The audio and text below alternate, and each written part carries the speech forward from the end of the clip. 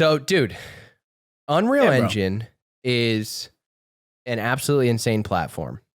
And with all the features for game development and for virtual production, some things just don't work how like they're supposed to work.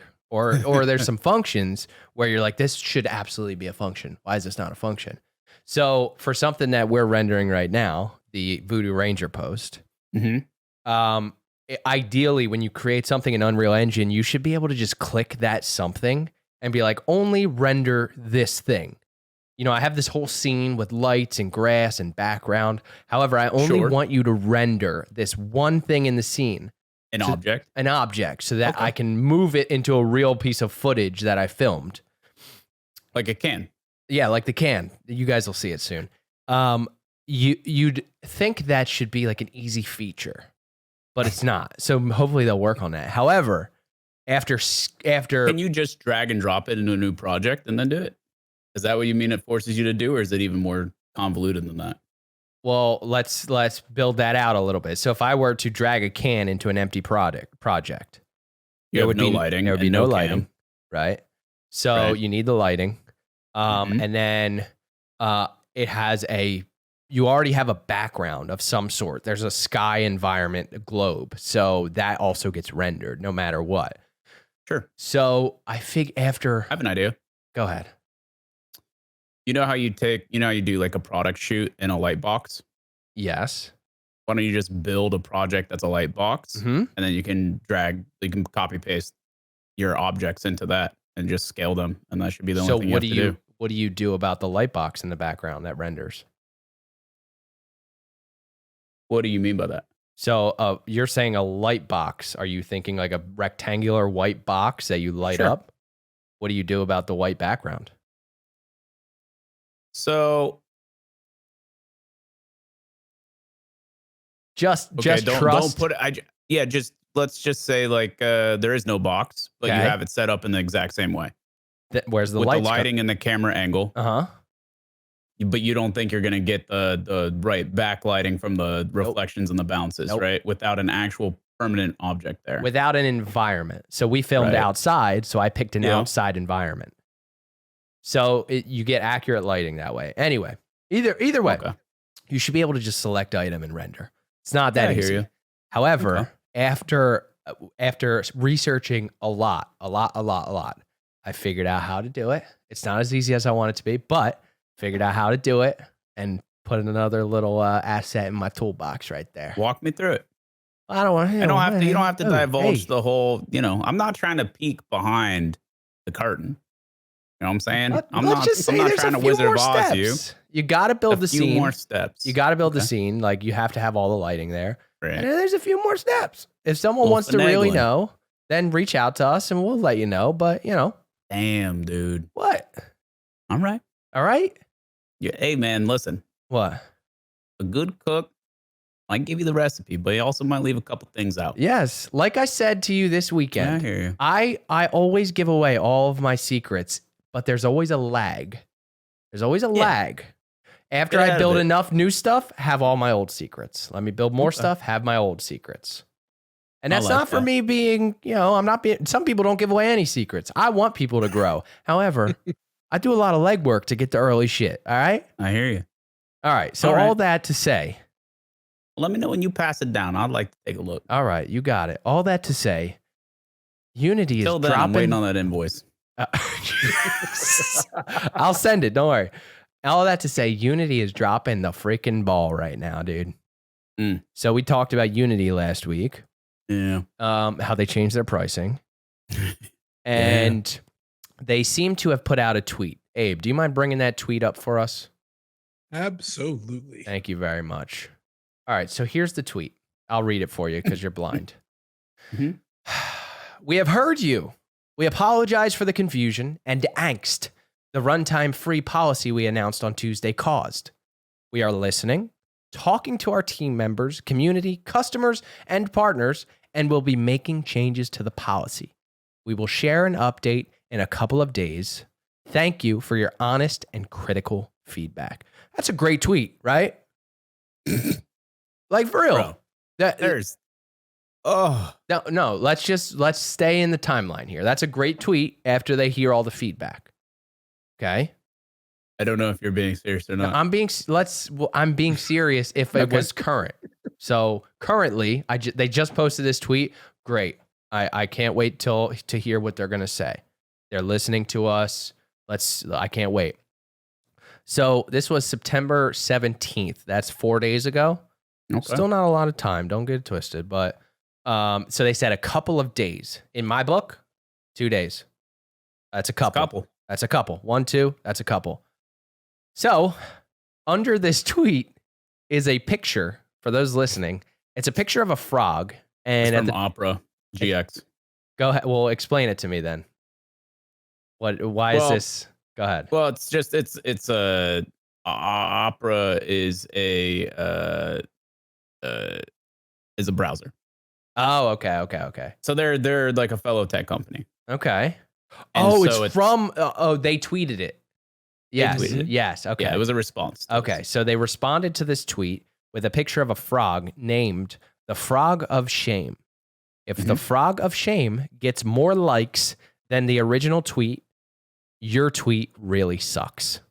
And let's look at the numbers. What's that ratio here. Looking like? They got ratioed hard. 3 to 1. 3 to 1. So the frog has 66,000 hearts, and the original tweet has 24,000. Well, and that is why I'm shaking my head over here, because I read that tweet 1 minute after it goes out, and I'm disgusted because that tweet is the most putrid thing that I have read in a long time. And I read Twitch chat every single day for the last 27 days. Why? Why is it, if it came out like horrifying? ASAP, why? First and foremost, the verbiage is terrible. Like the actual diction, embarrassingly bad. Really? When you use the word angst, that's implying something. That's not cool. That specifically implies that it's like semi-unfounded and is like rooted in ourselves and not in them. Yes. Like, who wrote that?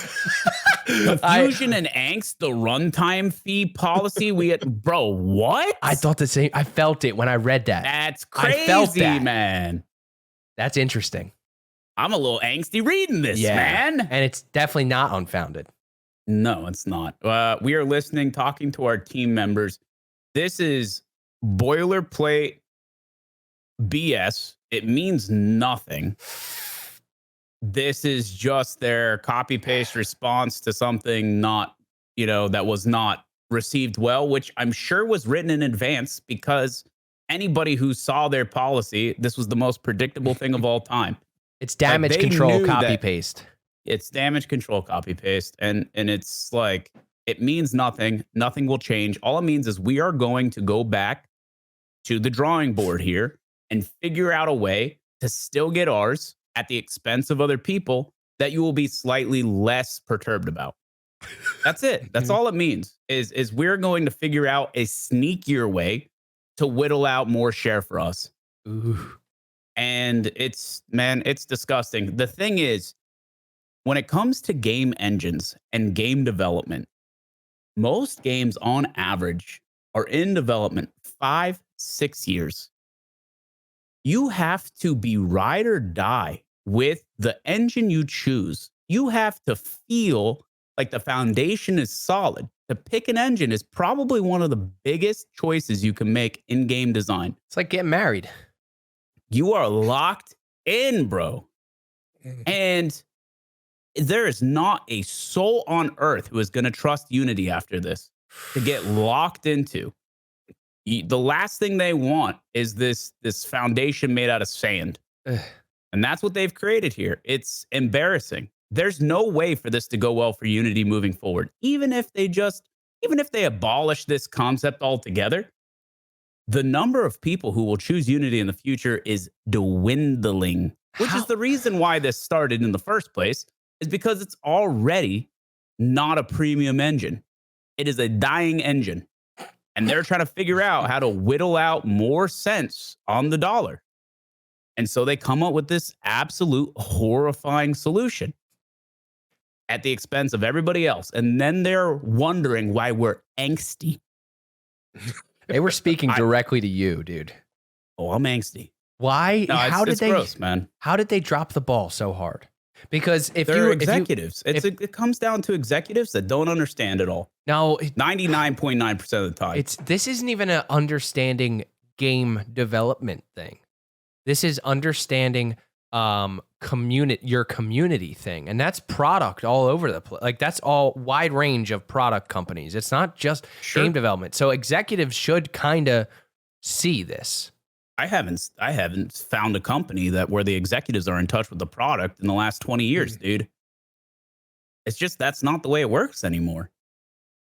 So all they have to do is answer to each other and finger pop each other over what they're bringing to the table in the next quarterly report. That's it. So why? So they made this thing, and then they heard feedback, and then they posted. They didn't even understand the ripple implications of what they were trying to charge for. Like they didn't even have answers to the questions from that basic normal people in the community are pointing out to them. Like, oh, we haven't really thought about that. No shit. All you cared about was the money. We know you didn't think about it. They didn't even flesh this out completely. They didn't even whittle this down to what does this mean for them and everyone else. They didn't care. Sometimes you miss things. Oh, they missed a few. So here, either way, we're here now, and they posted this in a couple of days. Listen,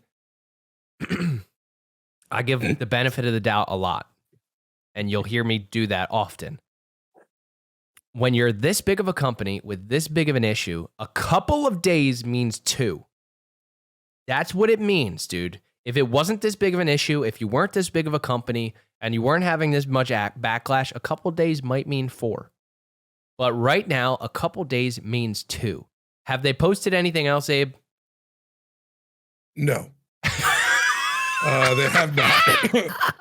They essentially put out their BP oil. We're sorry we nuked the Gulf of Mexico with an oil tanker. We're really sorry. We'll respond soon. And then radio silence. That means you saw my tweet. I appreciate that.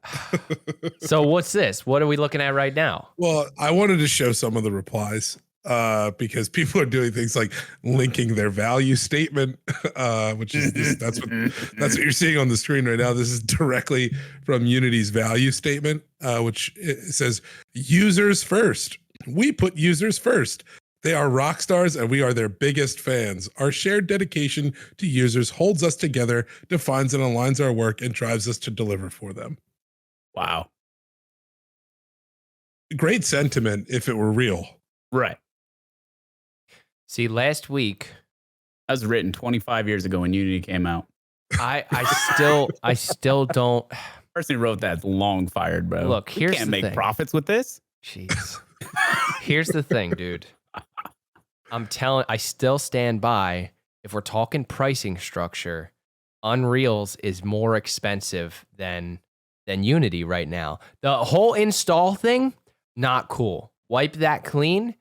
Unity's pricing structure is more favorable than Unreal Engine's. Now, it doesn't look like they're getting the hint here that they need to act, they need to move quick, and they need to wipe that install thing away. I think they can still recover. Unless they see more memes like this. What is this? This is a good one. It's a man that is labeled Unity Technologies with a car that is not in good condition. And then it shows him getting into a tank that says install fees. And then the install fees runs over the car labeled Unity. And then the man is saying, why isn't anyone using Unity anymore? Man, good question. People are creative and ruthless. Mm-hmm. Mm-hmm. And I think what Mark said about the executives, something that I don't know if everyone knows this, but Unity went public in 2020. Okay. Nice.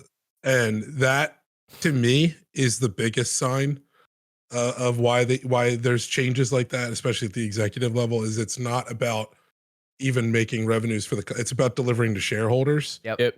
And dividends and returns, and that is a good way to really kill your value statement. Well, that we guessed that last week. Remember, we're like, I wonder if there's something sketchy here. Yeah, I guess I'm really anxious to see how this plays out, dude. I know people can make mistakes, but however, when you're this big, when you're at the top, you're not at the top, but when you're up there, close to the top with a lot of killers at the top, you can't fucking slip up, dude. Yeah. You cannot. This is easy stuff.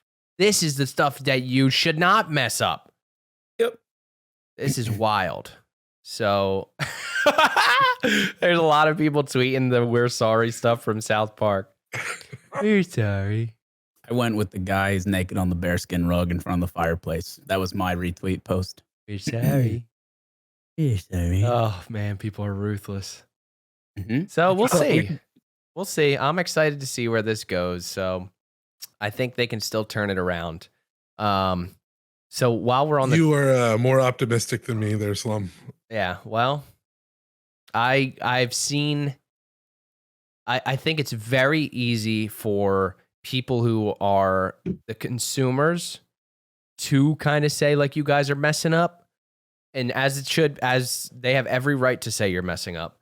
But when people start to say it's got to be this way or it's got to be that way or it should be that way, they might be right, but they often don't know every aspect of the business.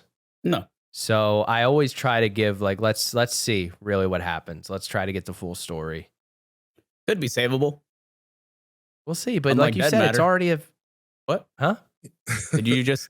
What? That's a good segue, Mark. So to bring up kind of something similar there, where I'd like to kind of direct you next, if you guys will. Yes, I would will. be speaking of these, developers and not understanding, I think, their audience.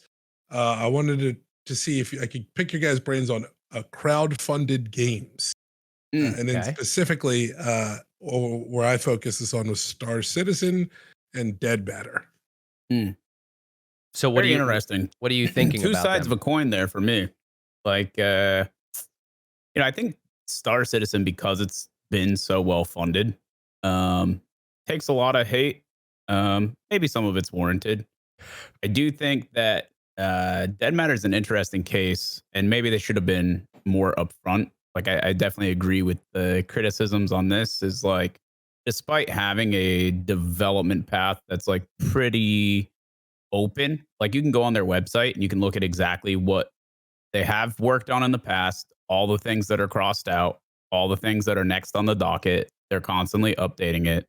Like, all that stuff exists. Like, their roadmap is the most comprehensive roadmap that I've seen for any games development. Wow. Right. So there's that. There is that transparency there. For people that are looking, like, we know what's in the next patch. Have they had multiple bad patches in a row that have been relatively unplayable? Yep, they sure have. Which is why I haven't returned to the game in like 2 or 3 years now. I think the community gets very riled up for like the new stuff because, they're hungry. They're hungry for it. They want, a meaningful gameplay loop for once. They want to be able to invest time into the game and not feel like it's for naught, But at the end of the day, like, very few games are actually pushing the envelope for what's possible tech-wise. And Star Citizen is one of them, and Star Citizens need to exist so that other games can be better. Should that come at the expense of all that income? Maybe, maybe not. But at the same time, you can't sit there as someone who's like judging it and saying that they've got all this crowdfunded money, where's our game, blah, blah, blah, when they're trying to do something different, new, unique, and really pushing the boundaries, which they absolutely are. A lot of interesting tech going on in that game. The problem with saying that that's an issue is these people knew what they were signing up for. I mean, to an extent, like, this company has always tried to do Robert Spaceland Industries or something like that. Is that right? They're trying, they're trying to do something that other games don't have. First and foremost, with the graphical fidelity, the open world vastness, the multiplayer aspect, everything hooking into each other.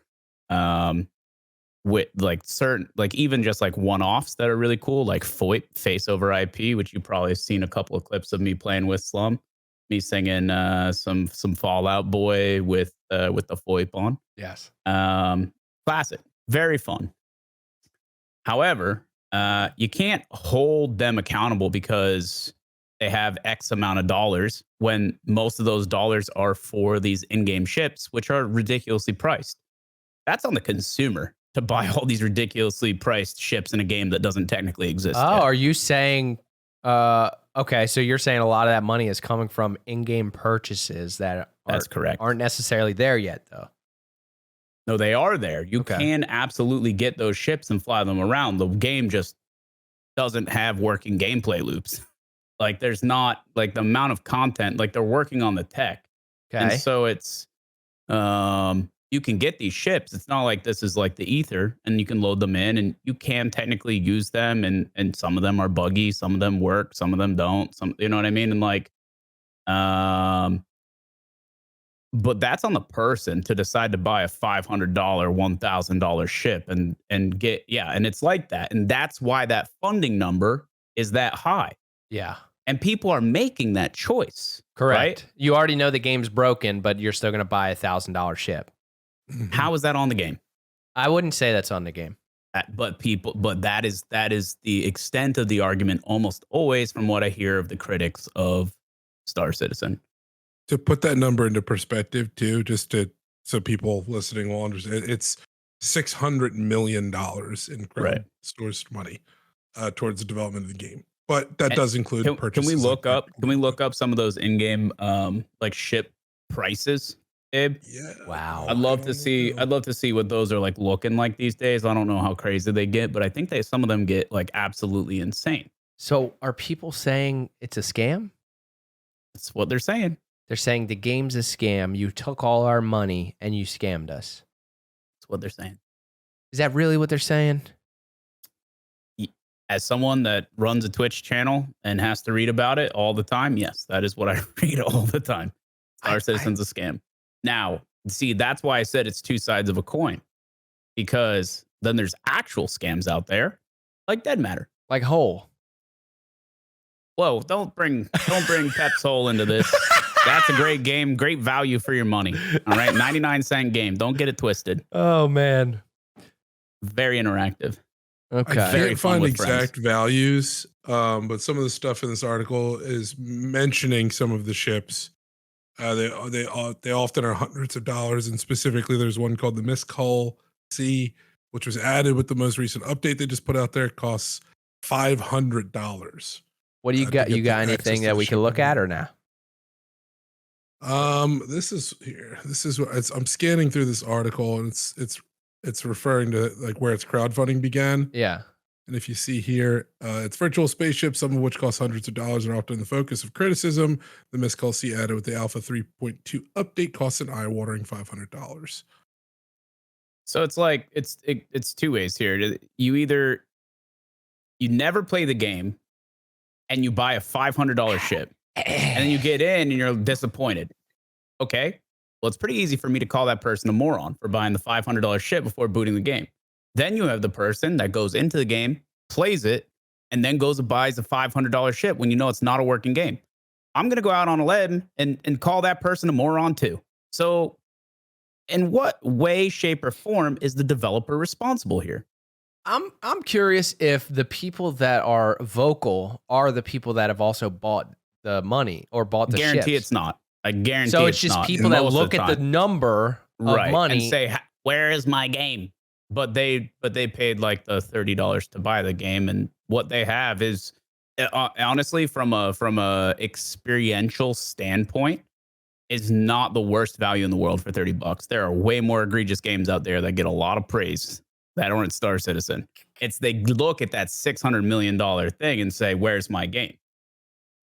Okay. You know, I think it's kind of silly. I'm not trying to like, you know, and I have no dog in the fight. Like, I think I'm very vocal of that. There, like, to me, I can't play Star Citizen right now because it doesn't feel like there's any real gameplay loops. And every time I load in, it's a buggy piece of shit.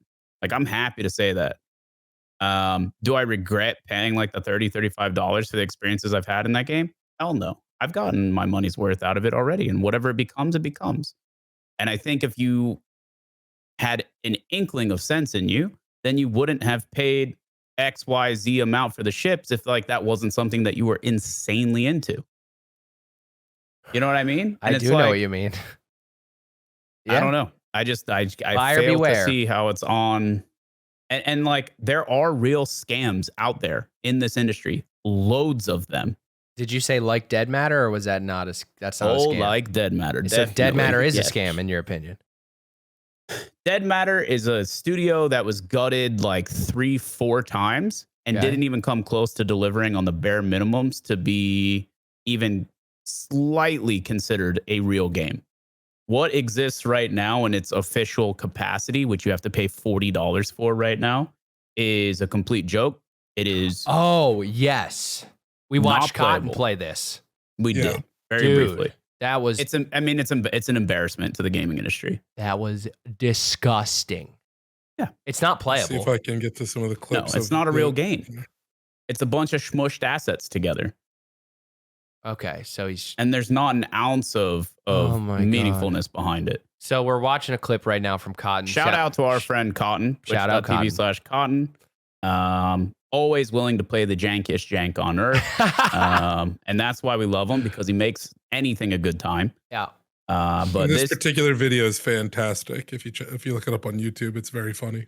Yeah, he has a video out on YouTube of his experience with Dead Matter, and ultimately, it's not a game. It's just not a game. It's an embarrassment to the industry, and so, and I don't even like. It's supposed to be a zombie post-apocalyptic survival game for those that don't know, and also crowdfunded, filled with update videos over the years, none of which came to fruition in any real shape or form, right? They delivered on none of their promises, and we are left with nothing at the end of the day. Everyone who crowdfunded it. So it is what it is, but that is an actual scam.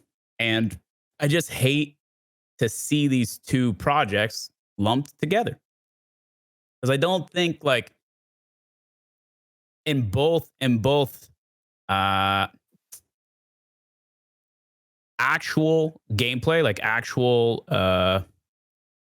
what we the consumer received, and also in intent, these two games are on completely different spectrums, and that it's really unfortunate. But I would much rather crucify the games that deserve to be crucified and the projects that were giga scams, rather than people who are actually attempting to innovate in the industry. You know, this kind of goes back to like my same sentiment on the embedders, right? It just sucks to see the embedders who actually bring value via an entire organization be the one that's crucified just because it's the biggest. And here we are, Star Citizen, the biggest crowdfunding game of all time, getting crucified when the intent is good and what they're trying to do. Whether you agree with embedding or not, I hate to see that happen when there are real scammers out there like Dead Matter and all the streamers that have 1 pixel by 1 pixel, no audio embeds on big websites that don't advertise it, that are just fake viewership. So, you know, it's unfortunately like the industry is full of scumminess. And I think like it's a spectrum, man. And I just would rather focus efforts on the end of the spectrum that's like way worse, that oftentimes gets overlooked. That makes sense? Yes, bro. It makes great sense. I have a question on that then. I mean, it's in your opinion, then I guess it would not be that crowdfunded games themselves are scams and failures and all this stuff. It's that there are some black eyes that cause a bad look to the rest of them that are actually trying to achieve something. I think that's the case with a lot of things, like zombie survival games in general. Like some had great intent and ended up to be failures. And some had really scummy intent that ended up to be okay, or specifically had their entire company saved by modding. Bohemia. Sorry, a little something in my throat there. Crowdfunding is not a scam. It depends on the intent and who the people are. And also, Oh, hey. How is crowdfunding any different than Kickstarter? just early access in general? Or You know what I It's mean? not. Or It's the same thing. It's all early access. I think you can group in alpha, beta, early access, crowdfunded games, all marketing terms. None of it means anything. And I think crowdfunding is actually it has created tremendous amounts of jobs and companies, and I think crowdfunding is an absolute great thing. It just It always brings huge value to companies that wouldn't have the investment otherwise, like visions that people really believe in or want to support, that they just wouldn't have the resources to be able to make it happen, or they're not able to convince some sort of angel investor to see their vision, but maybe the people do, because what they're bringing to the table is meaningful. Or Does that relate into people over promising and under delivering a lot of time? For sure. Sure. But again, it's a buyer beware type situation. You know, it's like you're Correct. definitely taking a chance when you buy into any early access project, even Dark and Darker, right? Like what happens when Dark and Darker, potentially loses their lawsuit and gets yoinked off the internet altogether? You know what I mean? Like, we don't know. Maybe the whole thing implodes. We don't know. But what I do know is I've taken my time to do my due diligence. I look into the likelihood of that happening, the foundedness of the trial that exists between Iron Mace and Nexon, and I made the choice to go out on a limb, pay my $35 to play the game, and enjoy the shit out of it for the time being. You know what I mean? Because I recognize, yeah, of course I'm going to get my value out of this. So part of it is holding people accountable. These companies, these devs accountable, and part of it is just being not a dummy. I don't know, as a consumer, like I just don't think either of those things are that difficult. I don't know, I think man. a lot of the stuff we talk about isn't difficult, and it's just think about how dumb the average person in America is. Jesus. Now hold on. So you're thinking about that person, right? The average, how dumb the average person is. And now realize half of them are even more dumb. I mean, I hear you, man. I hear you. So people just aren't with the it. unsocializedness of the internet. Yes, correct. I hear you. I mean, I get it. Trust me. And I think like I don't know. I don't want to put too much emphasis on the consumer side of things, only because like I am very vehemently against all the bullshit that happens in the industry that I've chosen to make a career in. And I will be the first one to call out the bullshit always. And I think like I have a pretty prominent track record of being like the squeaky wheel when it comes to these games. And trust me, I don't always get the grease. I was going to say first something. to tell you, bro. Damn it. I never get the grease. I was going to say it. You fucking. And when I don't get the grease, I move on, because I see some shit and it just like, it doesn't sit well with me. So I'm not going to continue to play your game. I'm not going to continue to support your project. I'm out. And that's my move on point. Yep. And I've cycled through a lot of games as a main game, and I stay cycling these days because no pun intended. No pun intended there. I got to keep the rotation going just because I would rather pick and choose projects that like I'm really into and I stand behind. And if it's not, if someone's doing some scummy shit, I'm moving on. There's a reason why there's been a bunch of great games that have come out recently that I won't play. And that's because they are owned and ran by Nexon. Ooh. And right now it's just not something that I'm willing to continue to support.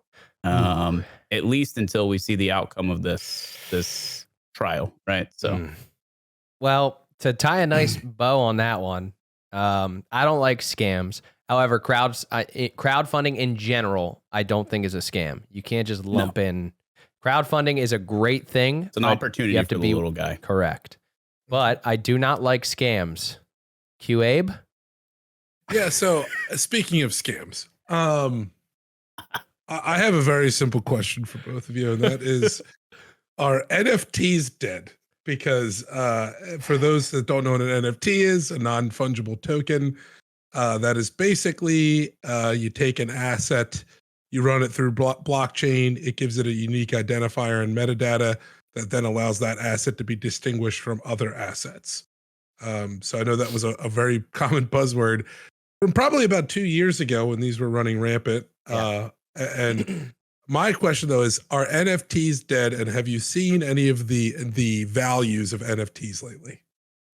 I would jump in. I would start with saying, I don't think they're dead. I think they're sleeping because the initial hype to them was scratching the surface and distracting to what they could really be used for. So as soon as NFTs became a thing, we all think of the people that are using them as scams just to get money and just basically art. Like someone can generate an NFT with an AI that's art and sell it. That's how people were using NFTs. So it got big. Then people were like, what the fuck are we doing this for? And it went way down and it's sleeping now. I think NFTs are very, very promising for utility wise. So just just one possibility. And I'm not super informed on this stuff, but I do know that smart contracts are going to be a very big thing. So say if if we have a smart contract in the blockchain for like my utility bill or something, or just anything that needs to be powered on. And as soon as that smart contract goes through on blockchain, not with someone at the computer that has to like verify it or flip a switch when they see it or something like that. As soon as that goes through on blockchain, turns on right away. That's what I really like. And I think there's going to be tremendous opportunity and value in things like that. Do I like it for the art stuff? No, because I'm looking at one of my wallets right now, and one of the NFTs I bought, it's a T-Rex. I bought it for $600 and it's worth $7.80. $7.80. Correct. All right. So I don't like it for that stuff. I figured about 1,000% negative rate of return. I figured it would be a nice store of value. And that was the last NFT I purchased. Yeah, I think that's probably wise. You want to know the funniest part of that, Slum? Yes. If people who spent their money on NFTs just spent them on CSGO skins, oh, Jesus, they would be genuine billionaires, bro. They're a better store of value and investment than NFTs are. 1,000 times over. Well, why didn't you let me know? That's on me, man. I think it probably would have been a hard sell in 2021 before CS2 hype was coming around to invest. I mean, to the point where I didn't. Yeah, like, you know what I mean? Like, I expected increased value in all these skins, but it has been insane. And there's skins out there that are that people are turning down, $1.5 million offers for. Jesus. One skin. And so when you say our NFTs dead, in its essence, a CSGO skin or now CS2 skin is an NFT. They all have their own individual floats and patterns, and one is going to look different than another. Mm-hmm. The way that it works for people who may not know is you will have a skin of a rarity, and all of these skins have a float on them, meaning how pristine is it, right? And you can have some that are matching floats, right? So like you can have like a 0.03 and someone else has a 0.03, and those are both really good, and it's pretty much the same skin. Or you can have the lowest float possible, and it is officially the rarest skin for that skin, and yours is going to be a higher value, right? Because it's more pristine, it's more factory new. There's also patterns. So some skins are pattern based, which means that there's like a big tapestry, and they cut out and wrap these skins in that piece, right? Whatever number, and they're all numbered little quadrants. So you can have a low float, say 367 blue gem, right? And blue gem, it refers to a very specific cutout. I'm just using this number. I don't know what it is off the top of my head, but a very specific, like a karambit knife. So it's already a knife. Then on top of that, it's a low float. Then on top of that, it's a good pattern, right? And so all of these things compound to add just insane value because of the likelihood that A, another one exists when it probably doesn't, and B, like its aesthetic appeal in game is super sought after because it just looks so crazy or so different from everything else. And that's really where the value lies. And there are limited numbers of them because these are old cases that once they're all open, they're all open. People have these cases on their accounts and they came from different eras of CSGO because with a new operation, you get a new case and a new set of skins for that case. And so people know, like with the hype on CS2, all the old cases are dwindling, like because those purchases went through the roof. Now people are holding cases too. And so the older cases that are super rare now, even the case is selling for $80, $100, $120 a case. And it's just a chance to get something crazy out of that. And so you can roll the dice and say, maybe I'm going to get this like, $10,000 skin out of this $80 or $100 case. But the likelihood of that is super low. So do I just sell the case for 80 or $100? And so people are playing this game a lot right now. So when it comes to the CS2 skins, yeah, they're popping off and they are similar to an NFT, a non-fungible token. However, it's not on blockchain. I think blockchain is it's not on the blockchain. This is all through Steam Marketplace. Sure. They're non-blockchain based, but same concept. Same concept. For the initial hype of what NFTs were, it's the same concept. The art side of things. Not like utility. Nope. That's where I think a lot of crypto is lost, like with people that don't really see it. And I don't think the people running around on Twitter with their fucking bored ape images. Yeah, they're bored apes. Like, did any like positives for the NFT community? Right? No. I'm sure.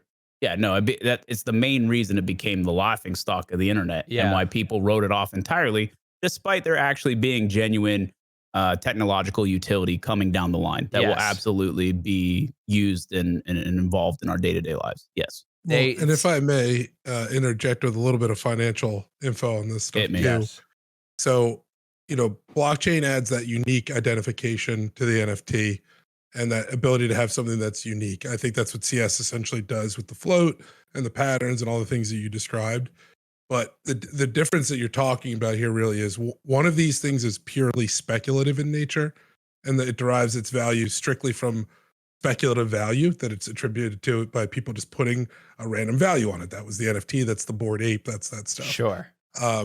Where the Counter-Strike skins, where they derive additional value is that it's used in a game that a lot of people play. As we've talked about before, probably the most popular game in the world. It's being used and people actually actively use it to skin their guns and use it in game and get content and enjoyment. It has utility. Correct. So when you're really just looking at purely speculative forms of investing, there's a really good example of that. I'll go through it quickly. It's called the Dutch tulip bulb. Way back in the day in the Netherlands, they used to actually trade in their marketplaces in Dutch tulip bulbs, so tulip flower bulbs. They just essentially assigned a value to them one day. People started spending money on these tulip bulbs. They were amassing them. They were almost using it as a form of currency. But at the end of the day, it was just a tulip bulb that, other than producing a tulip flower, it had no real value to it. And then that whole market collapsed. It's one of the biggest speculative market collapses in history. And I think that's kind of what you're seeing with NFTs here. They've essentially wiped out 95% of their value from the peak in 2020, I think it was, or 2 years ago. So I'm sorry, 2021. So that's the difference, in my opinion. There's value beyond speculation in something like a CS skin. Yeah, it's interesting. So for specifically, so people that may not understand the popularity that CS has, it is the most played game on Steam, which is the biggest which is the biggest gaming platform for PC gaming purchases. Not just by a little, but by a lot. It currently has, as of this conversation, which is September 21st, 2023, 806,000 people currently online CSGO right now. CS2. CSGO. CSGO. CS2 is not. Oh, it's early. Closed beta currently. Yes, yeah. They have announced, and this is big, which we didn't get to talk about, but CS2, based on a teaser tweet, will be going into open beta next Wednesday, which is September 27th, 2023, which means that anyone who's wanted to play CS2 will be able to opt in and come play, which is awesome, which I'm very excited for, not just for me. Like I already have access, but it's awesome for my community so that they can come play too if they wanted to. It'll be much easier to fill games and have fun with them, but also the matches are going to be filled with a lot more diversity of player. Because I've been seeing like some of the same names just queuing every day and stuff like that. So you get new faces in that. And I also think that the ranks will be better fleshed out and the matchmaking will improve even more so because there's a bigger player base, which is a positive for everyone. But so they have 806,000 right now on CSGO. Second place is Dota 2, which, by the way, is also Valve. And they have 306,000. So 500,000 difference between first and second. Both are Valve games, which is Steam, all Valve, followed by Baldur's Gate 3, which is still crushing. It is absolutely going to be game of the year, followed by Starfield, which is 125K. So very interesting. Very, very interesting. CS's 24-hour peak, though, is still 1.3 million. Jesus. And so, you know, like that's just Steam. There are games that are more popular, like League of Legends, which is not on Steam. But League's peak players in a day, the most it's had in one day over the last 30 days was 9.6 million. Versus, you know, CS hasn't even hit 2 mil in a day ever. But no, like these games just don't. Like there were some games that like PUBG, for example, they've hit 3.2 mil in that's their all-time peak. So it's a much higher all-time peak than CS, but also not longevity. Poorly managed, bad longevity. Yeah. So it's interesting. So I know we had some other stuff we wanted to get to. However, I think we're gonna have to wrap it there, dude. Listen, I get real worked up when it comes to CS. I know you do, and I like it. I know. Oh, man. This has been an absolute wonderful conversation. Abe, great work as always. Thank you. You got it. Storm. Yeah, buddy. Something big just wrapped. Yeah, man. End of an era. Calling it quits. I'm hanging up the towel. What the fuck? But I would clap into the mic, but I don't want to do that to you. only for the subathon. But subathon is officially concluded. 27 days, which beats the last subathon by 9 days, 8 days. Oh my God. Yeah, 9 days. So substantially longer. We hit an all-time Twitch subscriber high of around 8,600, I believe, 8,650, which is just astonishing for a channel our size. Don't see that a whole lot from anyone on Twitch, nonetheless, a channel our size. So pretty phenomenal stuff. Just absolutely massive support from the community. An incredibly fun time. So many supporting players. Too many to thank. But I will throw one out to Slums and Abe since they're both right here.